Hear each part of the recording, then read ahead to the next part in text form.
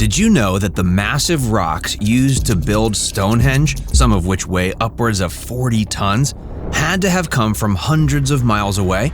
Or that Newgrange, a massive tomb that's older than Stonehenge and the Great Pyramids of Giza, may have been used as an astronomical observatory or for religious purposes? In this video, we've gathered all these fascinating facts about the oldest buildings on Earth. The pyramids in Egypt are some of the oldest and most well-known buildings in the world. In particular, the Great Pyramid of Giza, constructed circa 2600 BC. The final resting place of the 4th dynasty King Khufu, this towering triangle was the tallest structure in the world until approximately 1221 CE, standing 146 meters or 481 feet tall. The pyramid has actually lost about 14 feet of stone over the past few thousand years. The truly astonishing detail about the Great Pyramid of Giza is how precisely it was built. With a base length of about 750 feet on each side, the greatest difference in length among the 4 sides is merely 1 3/4 inches. Given the size and weight of the stones used in its construction, this is a truly astonishing feat of architecture that would be difficult to replicate even with modern technology. Speaking of the size of the stones, there are an estimated 2.3 million stone blocks used to construct this wonder of the world. Each block is approximately 2.5 by 1 by 1.5 meters in dimension. Some of these blocks weigh more than 50 tons. It's said that the pyramids would have a capstone, known as a pyramidion, that would have been covered in gold, which would make it visible for miles in every direction. Inside the pyramid, there are various passageways and chambers leading to various rooms and secrets. For example, upon entry of the Great Pyramid, you would have to scramble up a cramped chamber approximately 3 to 4 feet tall and wide, but you're welcomed into a huge room known as the Grand Gallery, a massive 26-foot-high passage constructed entirely of red granite leading up to the king's chamber. Moving right on across the Mediterranean Sea, our next historical structure is located in Athens, Greece. Built circa 447 to 432 BC, the Parthenon is a shrine to the Greek goddess Athena and sits high upon a mesa overlooking Athens. Its original function was to shelter a statue of Athena made of wood and covered in gold and ivory that was sculpted by Phidias, who was the premier sculptor of the era. He was a man who forever established the likeness of Zeus and Athena, which we see today. That statue is long gone, but was thought to have stood about 39 feet high. It depicted Athena holding her spear and shield in her left hand and holding a 6-foot statue of the goddess Nike in her right. Her helmet was adorned with 2 griffins and a sphinx, and there was said to be a large snake behind her shield. The Parthenon was a temple of the Doric order, one of the 3 orders or styles of Greek architecture. The 3 orders are Doric, Ionic, and Corinthian. Doric being more straightforward and simple, but thought to be better at bearing weight. Therefore, a temple designed with Doric columns was thought to represent strength and masculinity.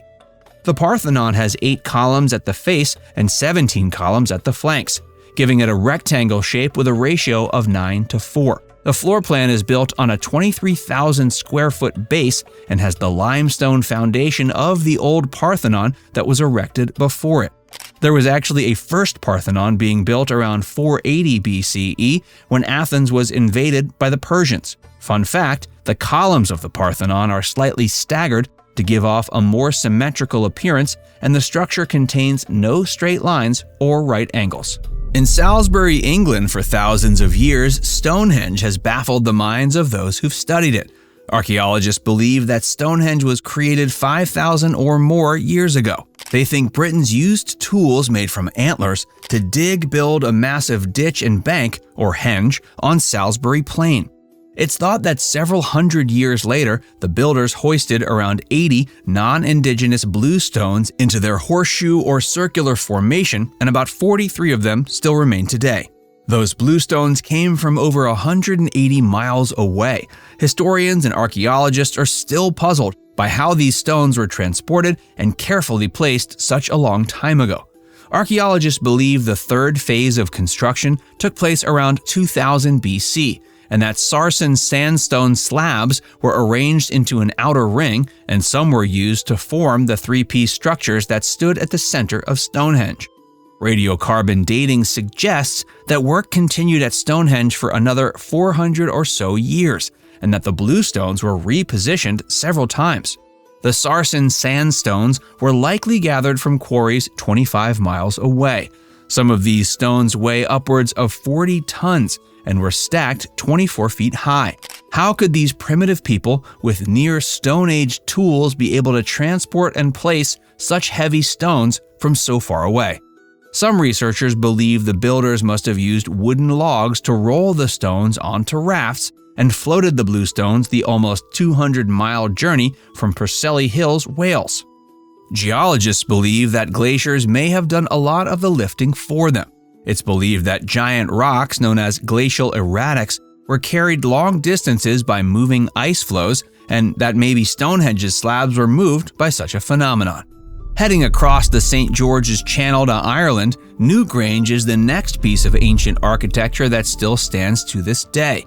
Newgrange is a massive tomb that's older than Stonehenge and the pyramids. Constructed circa 3200 BC by Stone Age farmers, this massive circular mound sits at 85 meters or 279 feet in diameter and 13 meters or 43 feet high. The mound has a ring of 97 big curbstones, some of which are engraved with symbols called megalithic art. The entrance stone is the most impressively decorated, a huge rock engraved with maze-like symbols and shapes all over it. Past the entrance stone, there's a 63-foot passageway with chambers inside. Although originally considered by archaeologists to be a passage tomb, one or more burial chambers covered in earth or stone, Newgrange is now recognized as more of an ancient temple, since it was most likely a place of astrological, religious, or ceremonial importance. On the west bank of Tel Aviv, Israel, stands the Tower of Jericho, one of the oldest man-made buildings in history and possibly the world's first skyscraper. Discovered in 1952 by archaeologists at the University of Tel Aviv, this 28-foot-high stone tower is one of the oldest monuments on Earth.